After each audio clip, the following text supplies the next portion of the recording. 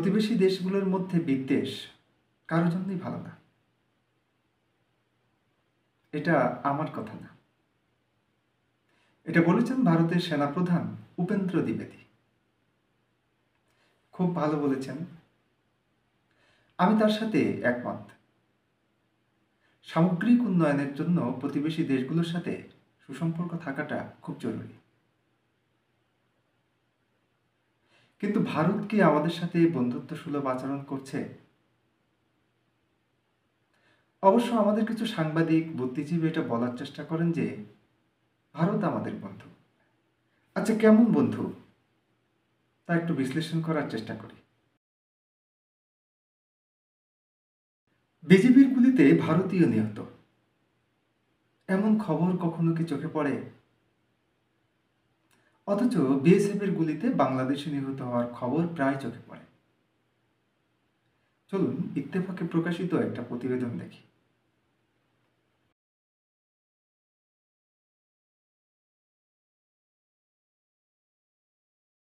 BSF সীমান্তে কি ধরনের বর্বরতা চালায় সেটার চিত্র পাওয়া গেছে মানবাধিকার সংস্থা আইন ও সালিশ কেন্দ্রের গত 11 বছরের বার্ষিক সীমান্ত সংঘাতের পরিস্থিতি পর্যবেক্ষণ সংক্রান্ত প্রতিবেদনগুলো ঘেঁটে।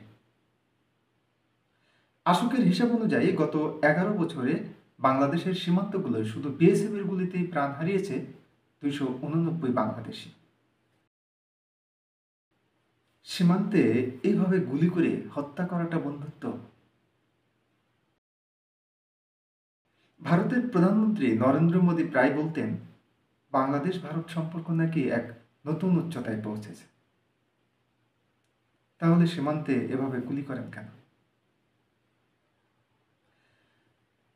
আসলে ভারতের সাথে বাংলাদেশের সম্পর্ক নতুন উচ্চতায় পৌঁছায়নি, বরং হাসিনার সাথে ভারতের সম্পর্ক নতুন উচ্চতায় পৌঁছেছে।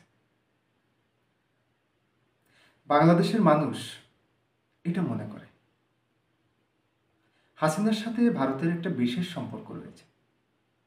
বাংলাদেশের মানুষ এটাও মনে করে দেশের স্বার্থ জলাঞ্জলি দিয়ে ভারতের স্বার্থকে প্রাধান্য দিয়েছেন শেখ হাসিনা। আর সেজন্যে বাংলাদেশের গণতন্ত্র প্রক্রিয়া ধ্বংস করে তাকে ক্ষমতায় রাখার জন্য প্রকাশ্যে অপ্রকাশ্যে কাজ করেছে ভারত। আরেকটা দেশের রাজনীতিতে নির্বাচনে এভাবে হস্তক্ষেপ করাটা কি বন্ধুত্ব? দেশের গণতন্ত্র ধ্বংস করে একজনকে ক্ষমতায় রাখার নাম বন্ধুত্ব? ভারত কিভাবে আমাদের রাজনীতিতে নির্বাচনে হস্তক্ষেপ করে একজন ব্যক্তিকে ক্ষমতায় রেখেছিল তা এদেশের মানুষ জানে। হাসিনার শাসনামলে অনেক গুমের সাথে ভারতের সম্পৃক্ততা রয়েছে। একের পর এক এভাবে বাংলাদেশের মানুষের বিরুদ্ধে কাজ করেছেন আপনারা। আমরা সবসময় বন্ধুত্ব চাই, কিন্তু আপনারা চাচ্ছেন না। হাসিনার পতনের পর সংখ্যালঘুদের নিয়ে আপনারা বাংলাদেশ সম্পর্কে অপপ্রচার চালাচ্ছেন।